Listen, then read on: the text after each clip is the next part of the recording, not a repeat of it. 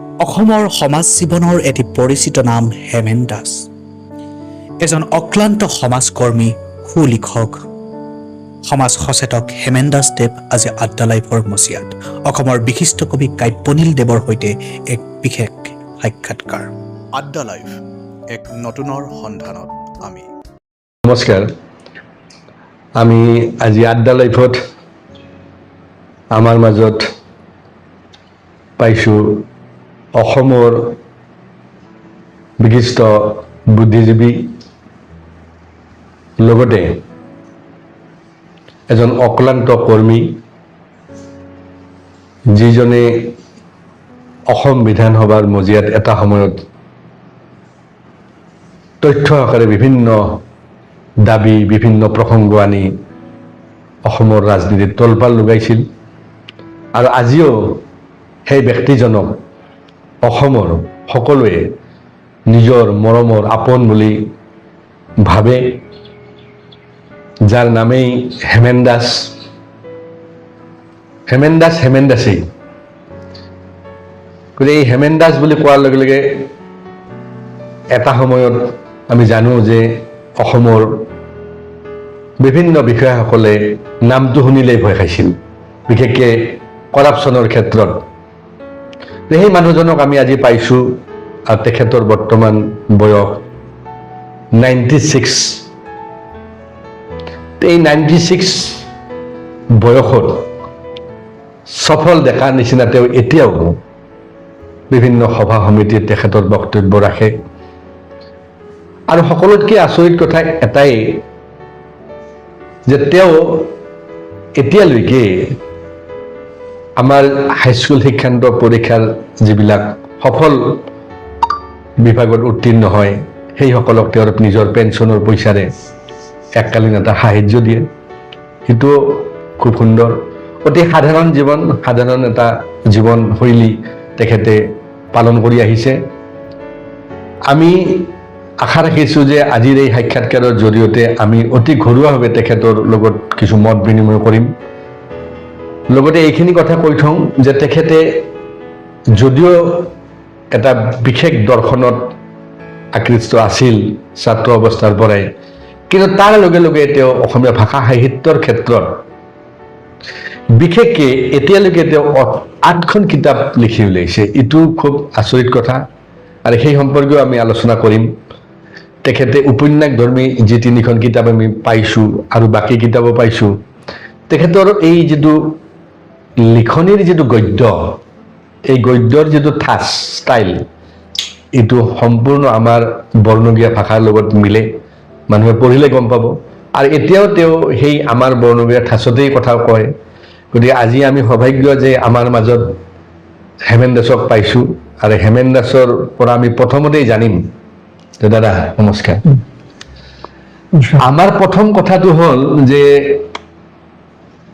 এই স্বৰভূগল বা আমাৰ যি প্ৰাচীন বৰ্ণগড়, ইয়াতে আপুনি কেতিয়ালৈকে ইয়াত আহিল, আৰু ইয়াৰ আগত আপোনালোকে প্ৰথম মানে ক'ত আছিল, সেইখিনি আমাৰ মানুহে জানিব বিচাৰিছে। মোৰ জন্ম জেগা হৈছে ধৰ্মপুৰ, ইয়াৰ পৰা 5 মাইল দূৰত।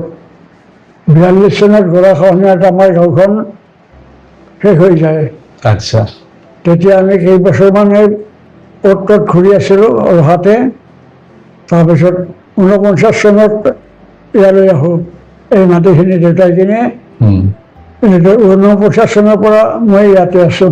তেতিয়া ক্লাছ 8ত পঢ়ি আছিলোঁ। আৰু তেতিয়া পঢ়া পাতিৰ ক্ষেত্ৰত মানে প্ৰাথমিক বিদ্যালয়টো ক'ত আৰম্ভ হৈছিল? প্ৰাথমিক বিদ্যালয় ৰহা। তাৰপিছত ৰহা প্ৰাথমিক বিদ্যালয়, তাৰপিছত বৰ্ণগড় জোৰাৰাম পথৰ হাইস্কুল। আচ্ছা। ইয়াৰ পৰা মেট্ৰিক পাছ কৰোঁ, BA পাছ কৰোঁ মাধৱ চৌধুৰী কলেজ বৰপেটা, তাতে 4 বছৰ। BA পাছ কৰাৰ পিছতে চাকৰি বাকৰি কৰি শেষত ৰাজনীতিত আহিলোঁ। প্ৰথম অৱস্থাত আমি শুনা পাইছোঁ যে আপুনি এজন শিক্ষক হিচাপে বহুদিন কাম কৰিছিল, কামাৰগত বিশেষকৈ আছিল।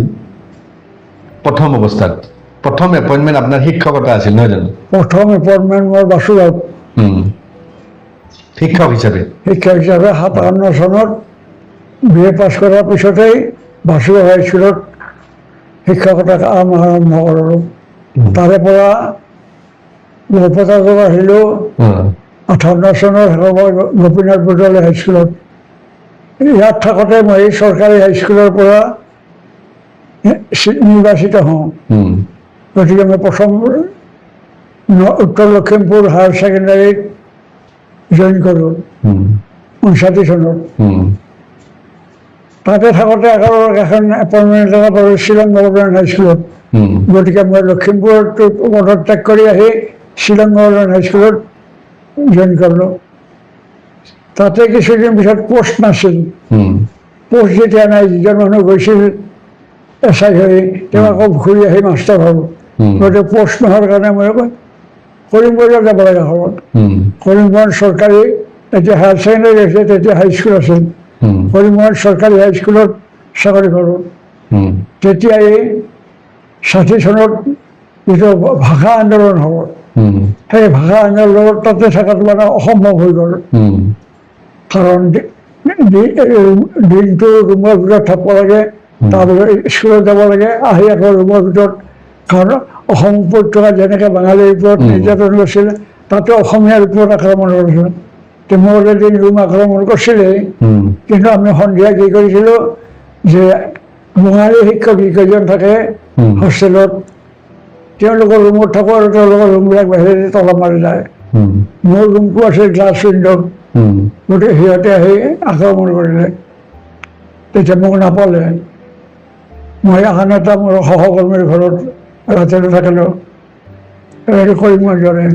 মুঠতে বহুত কষ্ট বা ত্যাগ বা বিভিন্ন ধৰণৰ সামাজিক কিছুমান সমস্যা দ্বন্দ্বৰ মাজত আপুনি আপোনাৰ শিক্ষকতা বা চাকৰি জীৱনটো আৰম্ভ কৰিছিল। তাৰপিছত ৰাজনীতিত আহিল। তেতিয়া আকৌ এখন দৰখাস্ত নোহোৱাকৈ চাকৰি পালোঁ। যেতিয়া মই কৰিমগঞ্জত ৰিজাইন দি ৰূপসী হাইস্কুলত সোমালোঁ। ইয়াত 2 মাহ হোৱাই নাই, এপইণ্টমেণ্ট লেটাৰ আহিলে। মই দৰখাস্ত দিয়া নাছিলোঁ বেছিক স্কুলত। গতিকে মই গুৱাহাটীৰ আৰবান বেছিক স্কুলৰ প্ৰধান শিক্ষক হিচাপে তাতে জইন কৰোঁ। আৰু তাৰ পৰা আৰু ট্ৰেইনিঙত পঠালে তিতাবৰত। ট্ৰেইনিঙত 1 বছৰ থাকে, 82 চনলৈ ঘূৰি আহোঁ। ইয়াৰ পোষ্টো নাই। গতিকে মই পোষ্ট কৰিলে মিৰ্জাৰ বেছিক ট্ৰেইনিং ইনষ্টিটিউটটোৰ ময়ে প্ৰথম শিক্ষক। ময়ে তলা খুলিছোঁ চব। তাতে থাকোঁতে খবৰ পালোঁ কামাৰীত এখন হাইস্কুল স্থাপন হৈছে। মহিলাখনতে গ্ৰেজুৱেট নাই। মোক চিঠি এখন দিলে চিন্তাহৰণ পাটগিৰিয়ে যে তুমি যদি ইচ্ছা কৰা তেতিয়া আহিব পাৰা। এতিয়া হেডমাষ্টাৰ পদটো খালী আছে, কোনো গ্ৰেজুৱেট টিচাৰ নাই। তেতিয়া মই মিৰ্জাৰ এই চৰকাৰী চাকৰিটো পদত্যাগ কৰি মই কামাৰীত আহিলোঁ। কামাৰী হাইস্কুলতে মই বেছিদিন আছিলোঁ, 5 বছৰ আছিলোঁ, 62 পৰা 67লৈকে। 67 যেতিয়া নিৰ্বাচনত নামিলোঁ, লগে লগে মই কামাৰী শিক্ষকতা বিষয়জন দি সৰ্বক্ষণ ৰাজনৈতিক কৰ্মী হিচাপে কামত আৰম্ভ কৰি দিলোঁ। আৰু তেতিয়াৰ পৰা এতিয়ালৈকে মই নলবাৰী কমিউনিষ্ট পাৰ্টীৰ সৰ্বক্ষণ কৰ্মী হৈয়ে আছোঁ। ঠিকেই আছে। এতিয়া কথা হ'ল এই যে শিক্ষকতাৰ পিছত আপুনি যেতিয়া ৰাজনীতিক জীৱন, এটা অতি ব্যস্ত জীৱন আৰম্ভ কৰিল, আৰু সেই সময়ত আমি জানো অসম বিধানসভাত আপোনাৰ যিটো ভয়েচ বা বিভিন্ন তথ্যপূৰ্ণ যিবিলাক দাবী, সেইবিলাক দেখি অসমৰ মানুহে সঁচাকৈ আচৰিত হৈছিল আৰু ভয়ো খাইছিল অফিচাৰবিলাকে। এতিয়া কথা হৈছে কি যে ইমান ব্যস্ততাৰ মাজত আপুনি এই যে অসমীয়া ভাষা সাহিত্যৰ ক্ষেত্ৰত আপুনি যিখিনি কাম কৰিছে, তাৰ ভিতৰত মই জনাত যেনে হুৰ হুৰ বতা চৰাই এখন কিতাপ, বা বিকিৰ পাৰৰ জুই, বা 47ৰ বিপ্লৱ, এই সম্পৰ্কে আমি মানে জানিব বিচাৰিছোঁ যে এই সাহিত্যত কেনেকৈ আহিল? সাহিত্যটো মই কলেজৰ পৰা আছিল। হাইস্কুলত পঢ়াতে আছিলোঁ। বৰনগৰ হাইস্কুলৰ যিখন অংকুৰ নামৰ মেগাজিন আছিল, সেইখনত মই সহকাৰী সম্পাদক আছিলোঁ প্ৰথম। তেতিয়া হাতে লেখা আছিল অংকুৰ, এতিয়া বোধহয় ছপা হয়। তেতিয়া হাতে লেখা আছিল। গতিকে তেতিয়া মই সহকাৰী সম্পাদক হৈছিলোঁ। তাৰপৰা কলেজত গৈ 4 বছৰত মই 2টা গল্প লিখিছিলোঁ। এতিয়া সেই গল্প এটা মোৰ হাতত নাই। ৰাজনীতিত থাকোঁতে কিছুমান সমস্যাৰ কথা ৰাইজক জনাব লগা হ'ল। গতিকে তাৰে ভিত্তিত মই গল্প লিখা আৰম্ভ কৰিলোঁ। গল্প লিখিছিল মাত্ৰ দুটা আমাৰ নতুন পৃথিৱীত প্ৰকাশ হৈছিল দুটা গল্প এটা হৈছে হুৰ হুৰ বতা চৰাই আনটো হৈছে বন্ধা বন্ধা এইটো পাৰ্টিত চলি থকাৰ সময়তে তাৰে পিছতে লাহে লাহে মোক ক'লে যে হিষ্ট্ৰীবিলাক পাৰ্টিৰ হিষ্ট্ৰী কৃষক আন্দোলনৰ হিষ্ট্ৰী গতিকে মই কৃষক আন্দোলনৰ ইতিহাস লিখিলোঁ অসমৰ কমিউনিষ্ট পাৰ্টিৰ ইতিহাস লিখিলোঁ লেখাৰ পিছত মন গ'ল এদিন আলোচনা কৰোঁতে যে বৰ্ণগড়ৰ স্বাধীনতাৰ বিৰাট সংগ্ৰাম হৈছিল ইয়াৰ ওপৰতো কোনো কিতাপ নাই তেতিয়া মই এই স্বাধীনতা আন্দোলনৰ বৰ্ণগড়ৰ মানুহৰ ভূমিকাৰ ভিত্তিত মই অসম এখন উপন্যাস লিখিলোঁ নাম হৈছে বেকেৰী পাৰত জুই যিটো বৰ্ণগড়ৰ ৰাইজে বেকেৰী পাৰত চৰকাৰে নিৰ্মাণ কৰি থকা বিমান ঘাটিটো জ্বলাই দিলে সৰ্বপুৰী স্থানত জ্বলাই দিলে ডাকঘৰ জ্বলাই দিলে এই বীৰত্বপূৰ্ণ কামবিলাকৰ কোনো নজিৰ নাই গতিকে তাৰ ভিত্তিত মই লিখিলোঁ এই বেকেৰী পাৰত জুই উপন্যাস তাৰপিছতে মই হ'ল যে অসমত প্ৰথম শ্বহীদ হৈছিল 2জন ট্ৰাইবেল 4জন ট্ৰাইবেল সিও নগাঁও জিলাৰ ভাৰত ত্যাগ আন্দোলনৰ সময়ত নগাঁও জিলাৰ এই 4জন শ্বহীদৰ নাম নাই কনক লতা কুশলগড়ৰ নাম আছে কিন্তু প্ৰথম যি 4জন আছে এই সিহঁতক মই উলিয়াই অনাৰ কাৰণে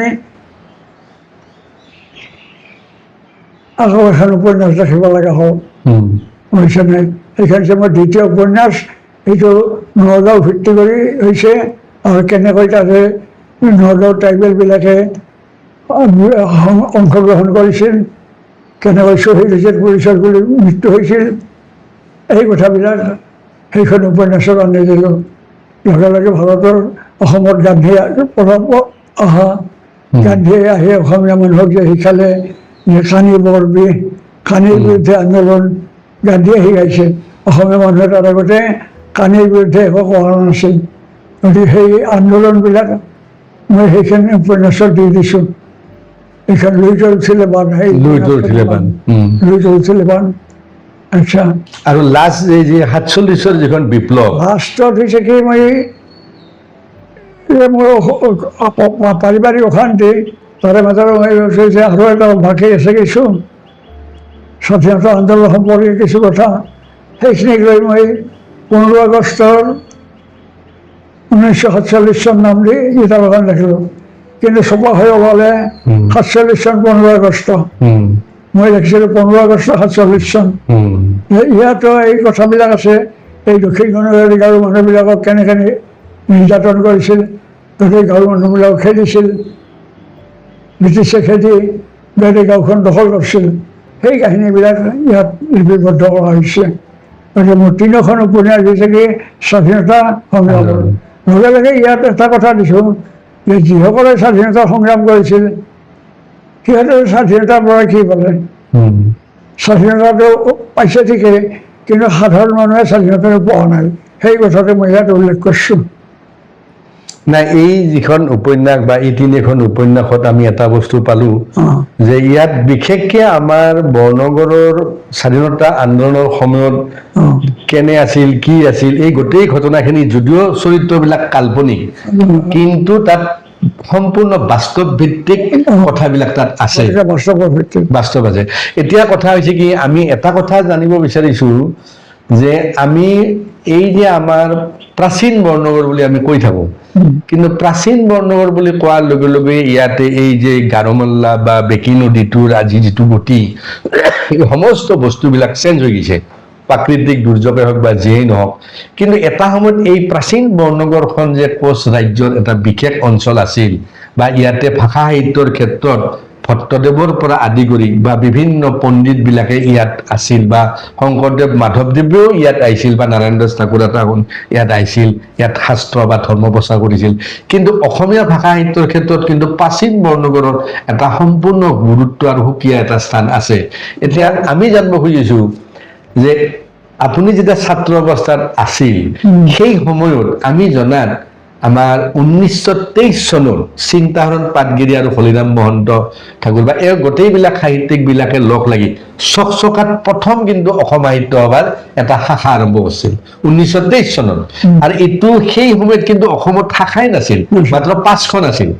গতিকে যি নহওক যে অসমৰ ভাষা সাহিত্যৰ ক্ষেত্ৰত আজি আমি অসম সাহিত্য সভা বুলি যে দাবী কৰি আছে, তেওঁলোকে হয়তো নাজানি বিদগ্ধ পণ্ডিতসকলে যে প্ৰাচীন বৰ্ণগৰৰ এই যিটো শাখা চকচকাত হৈছিল 1923 চনত, এইটো কিন্তু বহুত প্ৰাচীন, আজিৰ নহয়। নাই কংগ্ৰেছ হ'ব 1921 চনত অসম প্ৰদেশ কংগ্ৰেছ কমিটি হ'ল, বৰ্ণগড় কংগ্ৰেছ কমিটি হৈছে 1920 চনত। 20 চনত ৰাজাদ্বীপৰ যিটো কাহিনী, ৰাজাদ্বীপৰ পিছত তাৰ আগতে কংগ্ৰেছ কমিটি হৈছে, অসম প্ৰদেশ কংগ্ৰেছ কমিটি গঠন হোৱাৰ আগতে বৰ্ণগড়ৰ কংগ্ৰেছ কমিটি হৈছে চন্দ্ৰনাথ শৰ্মাৰ তেজপুৰৰ পৰা আহি ইয়াত কংগ্ৰেছ কমিটি গঠন কৰিছিল।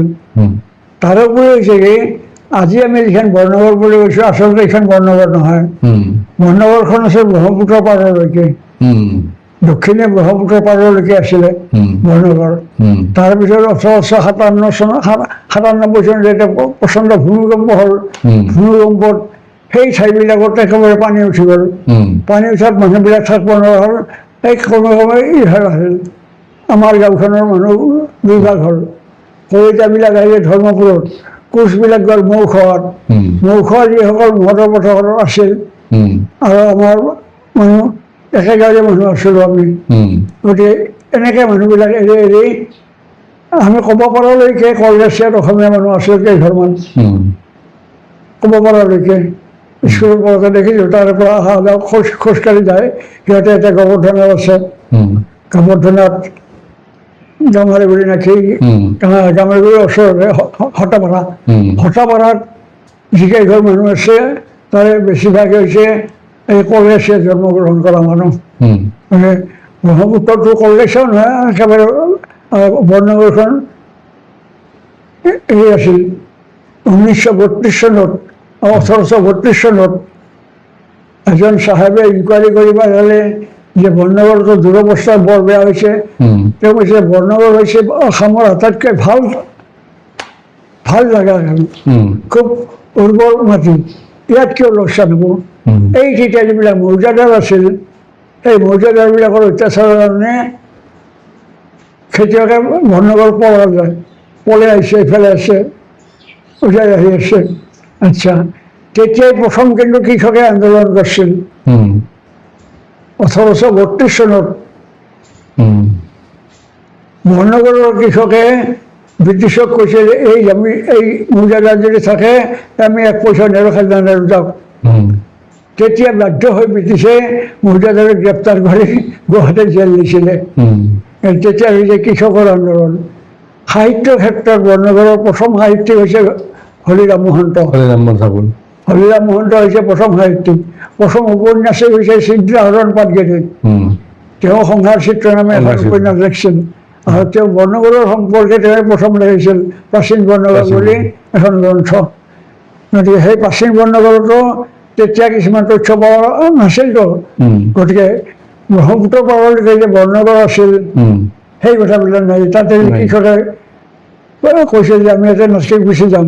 এই সিফালৰ পৰা মানুহবিলাক লাহে লাহে গুচি আহিছে খাজনাৰ ভয়তে, তাৰপিছত বানপানীৰ ভয়তে আহি বৰ্তমান বৰ্ণগড় হৈছে।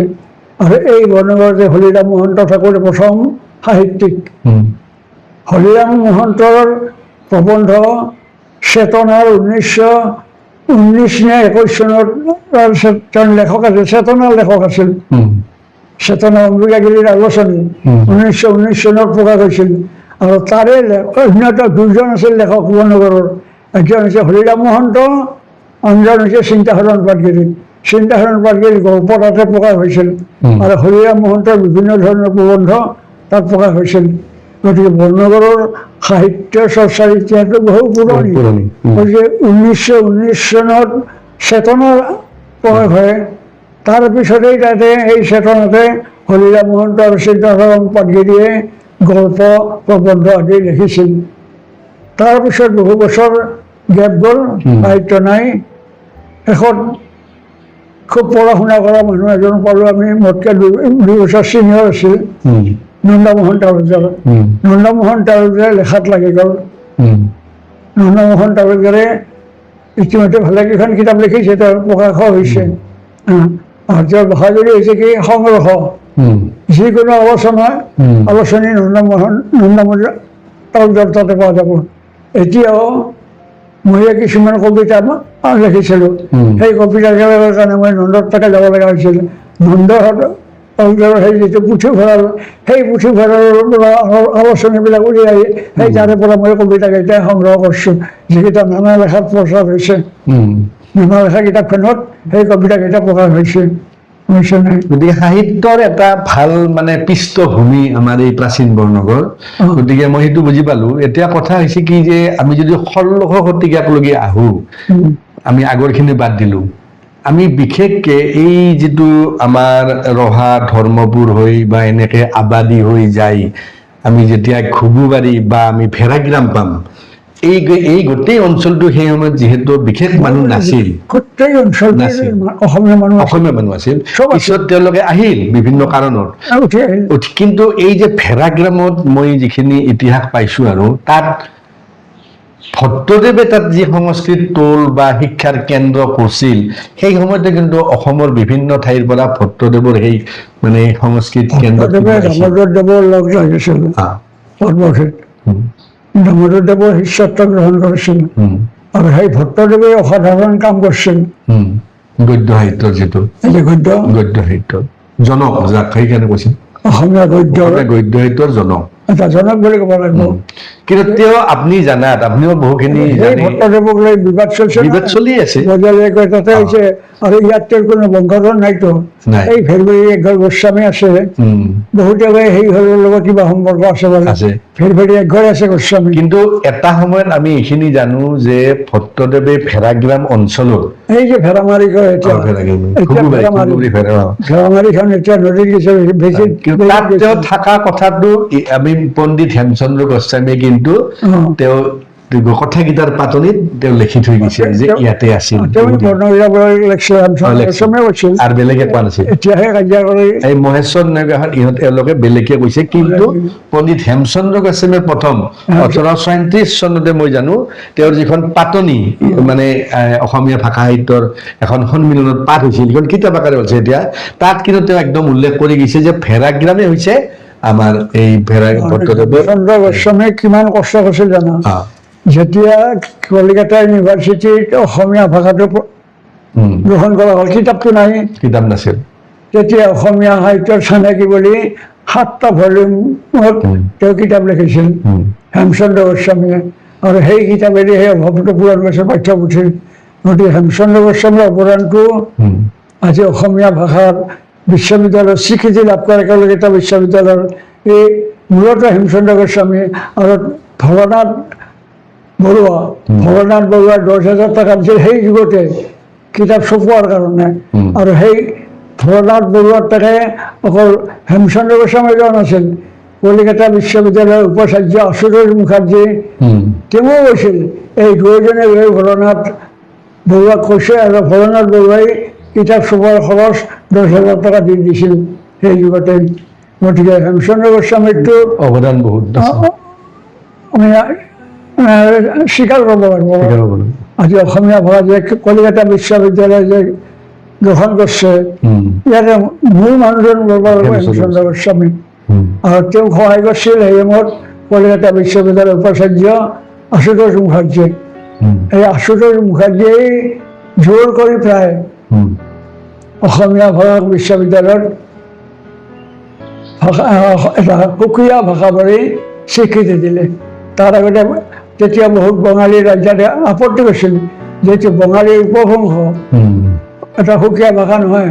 আশুতোষ মুখাৰ্জীৰ চেষ্টা দিয়ে হৈছে যিহেতু সুকীয়া ভাষা এটা, আৰু তাতেই কিতাপ নাই, এই হেমচন্দ্ৰ গোস্বামীৰ কিতাপ ৰেফাৰিলে অসমীয়া সাহিত্যৰ চানেকি এই ভলিউমটো। এতিয়া কথা হৈছে কি, আজি আমি যিটো কথা বুজি পালো যে আপুনি এটা সময়ত যিহেতু শিক্ষাৰ লগত জড়িত আছিল, এতিয়া আমি এটা বেলেগ প্ৰসংগ আনিম যে বৰ্তমান এই যে ব্যক্তিগত শিক্ষা বা আমাৰ চৰকাৰী শিক্ষা বা এই শিক্ষাৰ ক্ষেত্ৰত বৰ্তমান যিবিলাক সমস্যা হৈ আছে, অসমীয়া ভাষাৰ সংকট আহি গৈছে, অসমীয়া ভাষা সাহিত্য জাতি বিভিন্ন সংকটবিলাক যে আহিছে, আপুনি আজি এই 95 বছৰ পাৰ হোৱাৰ পিছত এতিয়া কি পিকচাৰ আপুনি অসমীয়া ভাষা সাহিত্যৰ বা সুৰক্ষাৰ ভৱিষ্যত দেখা পাইছে? সেইটো হৈছে আমাৰ ভুল ব্যাখ্যা। এতিয়ালৈকে অসমীয়া ভাষা কোৱা মানুহৰ সংখ্যা যি হাৰত বৃদ্ধি হৈছে যোৱা শতিকাত বহুত ভাবিব নোৱাৰে। চাহ বাগানৰ বনোৱা কিমান আছে? 60 লাখ। 60 লাখ। সিহঁতৰ তাতে অসমীয়া ভাষা গৈছে নে নাই? চব অসমীয়া গৈছে। আগতে অসমীয়া ভাষা আমাৰ মাজতে আছিল। চাহ বাগানৰ ভাষা মিয়া আহিছে প্ৰায় 1 চব অসমীয়া ভাষা। 1 কোটি মিয়া, মিয়াৰ মাজত অসমীয়া ভাষা। বঙালী যিবিলাক গাঁৱত আহিছে পিছত, সেই বঙালীবিলাকৰ মাজত অসমীয়া ভাষা। বহুতে কয় যে অসমত অহা বাঙালীবিলাকে বাঙালী স্কুল কৰিছে। মই নিজে খুলিছো বাঙালীৰ মাজত অসমীয়া স্কুল, কাটাজাৰ হাইস্কুলখন মই খোলা। আচ্ছা, কাটাজাৰৰ নদীটোৰ পশ্চিম পাৰে এখন LP স্কুল অসমীয়া মই পাতিছো, মই MLA হৈ, আৰু চববিলাক বঙালী মানুহ। গতিকে বঙালী মানুহে কাটাজাৰ, অটা, মহিলাজাৰ এইবিলাকৰ যিবিলাক LP স্কুল আছে চব বঙালী মানুহৰ ছাত্ৰ। ভাষাৰ ক্ষেত্ৰত বিশেষ সংকট ভৱিষ্যতে অহা ভাষাৰ ক্ষেত্ৰত মই কৈছোঁ অসমীয়া ভাষা সম্প্ৰসাৰণ হৈছে। এক অংশ এইটো সংকীৰ্ণ কৰিব উঠিছে, সেইটো মানে মিয়াৰ বিৰুদ্ধে বাঙালীৰ বিৰুদ্ধে এইটো চলি আছে। এতিয়াতো কিতাপ পত্ৰ আলোচনী আমি যিমান হাৰত দেখা পাইছো বৰ্তমান অসমীয়া ভাষাতো অজস্ৰ ভাষাহীন, তাৰমানে ইমান কিতাপ ওলায় প্ৰত্যেক দিনাই, কিন্তু মানুহে কিমান পঢ়ে সেইটো বেলেগ কথা, কিন্তু কিতাপটো ওলাই আছে। গতিকে কিতাপ বা গ্ৰন্থৰ ভৱিষ্যত ই কেতিয়াও মানে ভয়াৱহ ফালে নাযায় নিশ্চয়। চাওক, এতিয়াই কিতাপৰ ভৱিষ্যত মই কম যে কবিগাছিয়া 2 বছৰ আগতে নতুন সাহিত্য পৰিষদৰ সন্মিলন হৈছিল, 29খন কিতাপ প্ৰকাশ হৈছিল। তাতে মিয়াৰ ল'ৰাই অসমীয়াত লিখা কিতাপ 29খন প্ৰকাশ হৈছিল, কিতাপ প্ৰকাশ হৈছিল। আৰু পঢ়ুৱৈৰ সংখ্যা বাঢ়ি আছে, কমা নাই। কিন্তু পঢ়ুৱৈ হৈছে কি যে কিছুমান কথা ভুল কথা লিখে। আজি মই এটা পণ্ডিতৰ লগত আলোচনা কৰিছিলোঁ, ডাঙৰ মানুহ, ক'লো যে অসমত কেনেকৈ অসমীয়া মানুহৰ সংখ্যা বাঢ়ছে। এতিয়া যদি উপাধি তুমি কলিতা লেখা অসমীয়া নহয় বুলি ক'ব নাযায়, হা? অবিভক্ত গোৱালপাৰা জিলাত মই ভালেকেইখন গাঁও পাইছোঁ, একেলগে একেলগে আছে 10খন গাঁও। বাপেকবিলাকৰ উপাধি দাস, পুতেক জীয়েকৰ উপাধি কলিতা। তেতিয়া মই সুধিলোঁ ওচৰৰ মানুহক, সেই অঞ্চলৰ যে ঘটনাটো কি, এই গাঁওখনৰ কাহিনী কওক। সিহঁতে কয় যে ইহঁতক আমি জালপুৰা কলিতা বুলি কওঁ। জালপুৰা তাৰমানে সিহঁতে মাছমৰীয়া আছিল, ব্ৰহ্মপুত্ৰৰ খালী মাটি পালে জাল এৰি খালত ধৰিলে, সেইকাৰণে জালপুৰা কলিতা হ'ল। বুজিছে নাই? এনে মানুহ প্ৰচুৰ কলিতা মানুহ আছে গোৱালপাৰা জিলাৰ, যিকেইটা উপাধি লিখে কলিতা সেইকেইটা হৈছে চব বঙালীৰ পৰা হোৱা অসমীয়া। আচ্ছা, ৰংপুৰ, কোচবিহাৰ, জলপাইগুৰি, বিশেষ কৰি ৰংপুৰৰ পৰা স্বাধীনতাৰ পিছত বহু মানুহ আহিছে, স্বাধীনতাৰ আগতো আহিছে, সেইবিলাক অৰিজিনেলি বঙালী মানুহ আছিল। এতিয়া সেই গোৱালপাৰাত কি উপাধি লৈছে? গোৱালপাৰাৰ ৰাজবংশীৰ উপাধি ৰায়, গতিকে চব ৰায়। মই সিহঁতৰ ঘৰত গৈছোঁ, আছোঁ, ঘৰৰ ভাষা সেই বাঙালী, কিন্তু উপাধি ৰায়, গতিকে ৰাজবংশী। ৰাজবংশী হোৱাৰ লগে লগে অসমীয়া নহয় বুলি কোনে ক'ব? বুজিছে নাই? এনেকৈ বহু মানুহ অসমীয়া হৈছে। ঠিক নেপালী কিছুমান, নেপালী বোধহয় 30-40 হাজাৰ মান হ'ব। সেই নেপালীবিলাকে এতিয়া কি স্কুল পাতিছে? আমাৰ বালাপাতাৰ নেপালী স্কুল আছে, অসমীয়া। তাৰমানে অসমীয়া বাৰু সম্প্ৰসাৰণ হৈছে না? বাগানৰ বনোৱাৰ তাতে গ'ল, নেপালীৰ তাতে গ'ল, বঙালীৰ তাতে গ'ল, মিয়াৰ তাতে গ'ল। গতিকে আমাৰ পৰিসৰটো বাঢ়িছে। সংকট বা সমস্যাৰ ক্ষেত্ৰতো নাই বিশেষ, গুণগত মানটো ঠিক হ'ব পৰা নাই, সেইটো বেলেগ কথা, সেইটো বেলেগ। কিন্তু সংখ্যাগতভাৱে লেখক সৃষ্টি হৈছে, লেখক সৃষ্টি হৈছে, পঢ়ুৱৈ সৃষ্টি হৈছে, কংগ্ৰেছত কেইবছৰ আগলৈকে মেগাজিন নাছিল, নাছিল, একোৱেই নাছিল, এতিয়া সাংবাদিক কংগ্ৰেছত চব চেনেলৰ সাংবাদিক আছে, চব আছে। আৰু সেই কংগ্ৰেছতে এতিয়া নিউজ পেপাৰ চলে। নিউজ পেপাৰ চলে। আগতে কলেজত মই গালি পাইছিলো, আমাৰ ইয়াতেই বেছি নচলে, কিন্তু সিফালে চলে, তাতে বেছি চলে। বেছি চলে। এসময়ত মই গালি দিছিলো প্ৰফেচাৰ বিলাকক যে এখন নিউজ পেপাৰ নাই, এনে আছিল। তাৰপিছত এতিয়া কয় উচিত হওক, কংগ্ৰেছে হওক, মন্দিয়ে হওক, সাহিত্য চৰ্চা কৰিছে, অসমীয়া নিউজ পেপাৰ পঢ়িছে। গতিকে ভাষা সম্প্ৰসাৰণহে হৈছে। নে এতিয়া আমি যিটো দেখা পাইছো যে আমি প্ৰেক্টিকেলি দেখা পাইছো যে আমাৰ অসমীয়া অঞ্চলত বা আমাৰ যিবিলাক শিক্ষক বা শিক্ষক লগত শিক্ষাবৃত্তিৰ লগত জড়িত এই সকলেই বাতৰি কাকত আৰু কিতাপ নপঢ়ে। কথাটো হৈছে, মই নকওঁ আৰু ক'লে সকলোৱে বেয়া পাবতো, কোনে কোনে কিতাপ নপঢ়ে সেইকেইটা মই জানো। সেই তাকে ক'লো, আচৰিত কথা এইটোৱেই। কিতাপ নপঢ়া মানুহ উচ্চ ডিগ্ৰী ধৰি বহুতে নপঢ়ে। মানুহে অসমীয়া কিতাপ পঢ়ে। এই আণ্ডাৰ মেট্ৰিকৰ সংখ্যা আছে কাৰণেহে পঢ়ছে, পেপাৰ বিলাক সিহঁতে বেছি পঢ়ছে। মই জানো চব্জি বিক্ৰী কৰা ল'ৰাটোৱে পেপাৰ এখন পঢ়ে পঢ়ে, পঢ়ে, কিন্তু উচ্চ শিক্ষিত বিলাকে পেপাৰ পত্ৰ বা মেগাজিনত গতিকে বস্তুটো হৈছে কি, পঢ়ুৱৈৰ সংখ্যা কমা নাই, পঢ়ে ক'ব লাগে। পঢ়ুৱৈৰ সংখ্যা কমা নাই, কিয় বিতৰণৰ সমস্যা আছে। সেইটোৱে কিন্তু আমাৰ কিন্তু ভাষা সাহিত্যৰ ক্ষেত্ৰত এটা সমস্যা যে আমি অন্ততঃ মেগাজিন বা আলোচনী বিলাক বিতৰণৰ সমস্যা, বিতৰণৰ সমস্যা। সৰহবোৰ খেনীয়া সৰহবোৰতে বিতৰণ কৰে। মই কৈছো ইয়াত নহয় বাহিৰত যাব লাগিব। আজি যোৰহাটৰ খিনি যোৰহাটৰ বিতৰণ কৰে, অকলাখাম গুৱাহাটীৰ খিনিহে অকলাখাম যায়।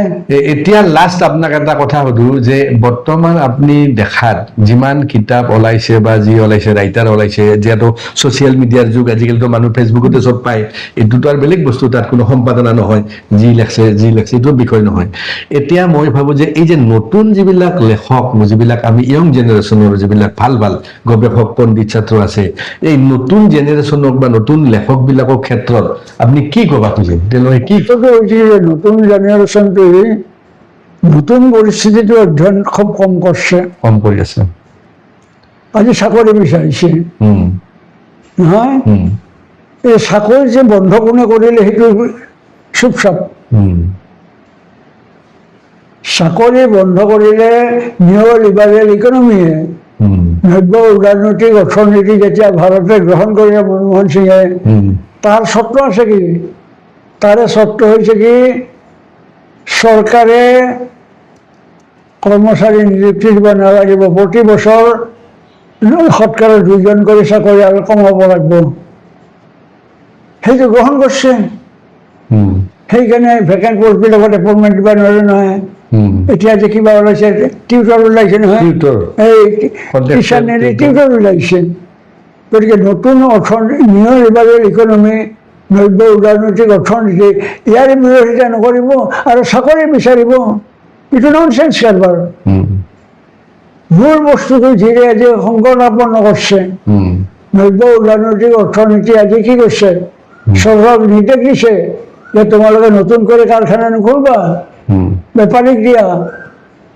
যদি কোনো এটা কাৰখানা ৰুগ্ন হৈছে, সেইটো বন্ধ কৰি দিয়া, নহ'লে কাৰোবাক বিক্ৰী কৰি দিয়া। এই আমাৰ কাগজ কল দুটা কোনো কিনা নাই, লাগিব বাৰু কাছাৰত এটা আছিল, চাৰগড়া কাছাৰৰ, এই দুটা পেপাৰ মিল খুব ভাল চলিছিল। কিন্তু নিউ লিবাৰেল ইকনমিতে চৰকাৰে তাত পইচা খৰচ কৰিব নোৱাৰে। পইচা চৰকাৰে যেতিয়া খৰচ কৰিব নোৱাৰে, তেতিয়া কেনেকৈ চলিব? গতিকে মৰবা দিছে, এইটো মানি লৈছে, বাজপেয়ীতে মানি লৈছে। বুজিছে নি? এপইণ্টমেণ্টৰ ক্ষেত্ৰত বাজপেয়ী, মই যেতিয়া MLA, প্ৰফুল্ল মহন্ত ক'লে যে এনে কথা, মই বোলো আপুনি নামানিব। লগে লগে মই ফোন কৰিলোঁ মানিকক, ত্ৰিপুৰাৰ মুখ্যমন্ত্ৰীক, মই মানচাৰ নাই, আমি নামানো। প্ৰফুল্ল মহন্ত মুখ্য নহয় যে আমি পইচা নাপাম, উইল ফাইট। কিন্তু নুশুনিলে আমাৰ কথা, তেওঁ মানি ল'লে, এইটো নিউ লিবাৰেল ইকনমিটো মানি ল'লে, নতুন অৰ্থনীতি। সেই সময়ৰ পৰাইতো সমস্যাটো আহি গ'ল। হৈ গৈছে বেমাৰটো যদি আমি দূৰ নকৰোঁ ক'ত হ'ব?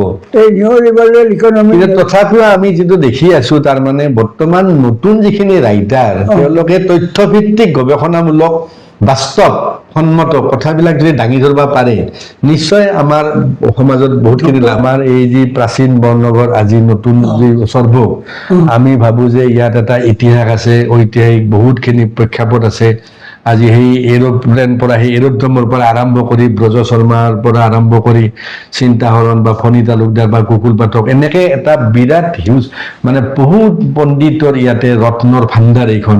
গতিকে মই ভাবোঁ যে আমি ভাষা সাহিত্যৰ ক্ষেত্ৰত আমাৰ ইয়াত বহুতখিনি কৰণীয় আছে বা কিতাপ পত্ৰ সংৰক্ষণ বা কিতাপ পত্ৰ লেখাৰ ক্ষেত্ৰতো আজি আমাৰ বহুত ইয়াৰ উঠি অহা যিবিলাক শিক্ষিত ব্যক্তি তেওঁলোকেও কিতাপ পত্ৰ বা গৱেষণামূলক কিতাপ পত্ৰ যে ইয়াত কিবা প্ৰকাশ হৈছে মই বিশেষ আমি দেখা নাই।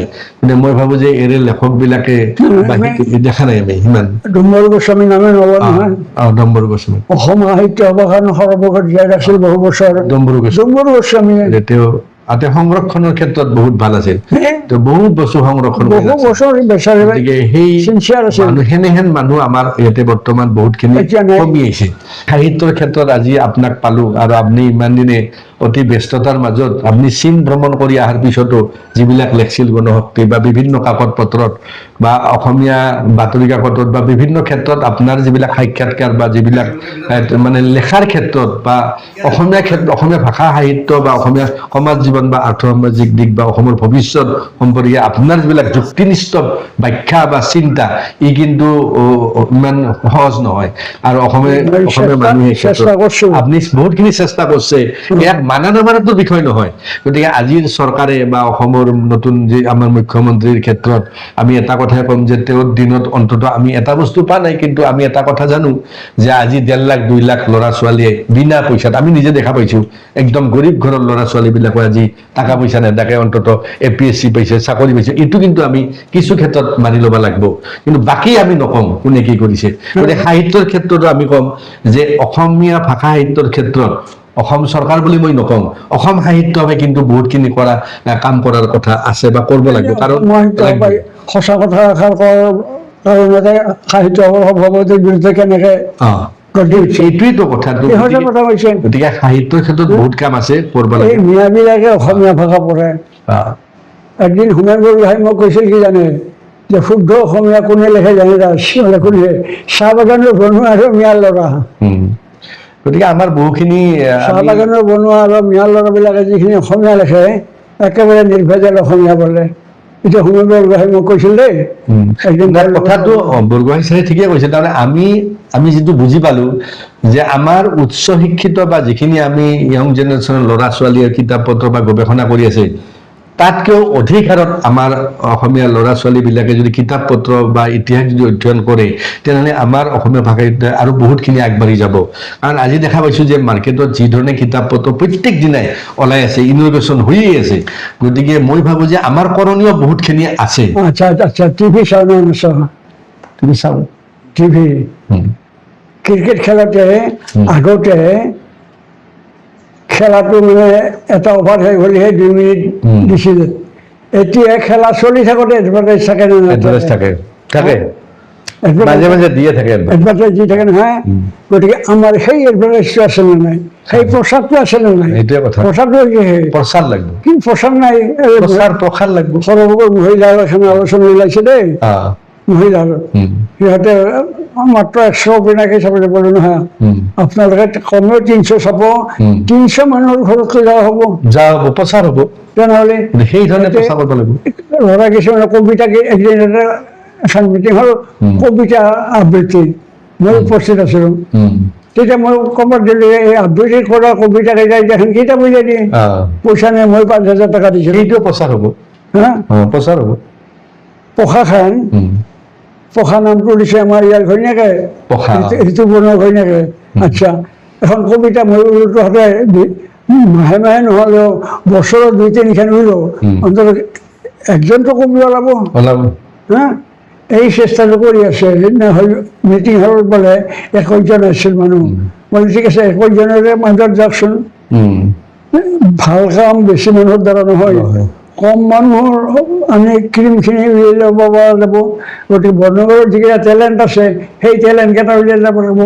এতিয়া কবিতা গাইছোঁ, এতিয়া মই চিন্তা কৰি আছোঁ এটা গল্প প্ৰতিযোগিতা। সেই গল্পবিলাকৰ কাৰণে যদি আমি এতিয়া এটা প্ৰতিযোগিতা পাতি যাওঁ, যি গল্প প্ৰতিযোগিতা, এই কলেজত কিছুমান ভাল ভাল প্ৰবন্ধ লেখা ল'ব পাইছোঁ মই।